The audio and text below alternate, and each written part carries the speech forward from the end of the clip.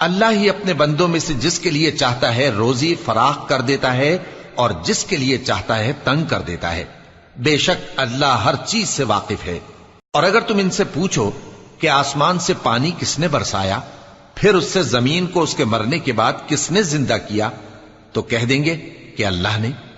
کہہ دو کہ اللہ کا شکر ہے، لیکن ان میں اکثر نہیں سمجھتے۔ اور یہ دنیا کی زندگی تو صرف کھیل اور تماشا ہے، اور ہمیشہ کی زندگی کا مقام تو آخرت کا گھر ہے۔ کاش یہ لوگ سمجھتے۔ پھر جب یہ کشتی میں سوار ہوتے ہیں تو اللہ کو پکارتے، خالص کرتے ہوئے اسی کے لیے اطاعت کو، لیکن جب وہ ان کو نجات دے کر خشکی پر پہنچا دیتا ہے تو جھٹ شرک کرنے لگ جاتے ہیں، تاکہ جو ہم نے ان کو بخشا ہے اس کی ناشکری کریں اور فائدہ اٹھائیں۔ سو خیر ان قریب ان کو معلوم ہو جائے گا۔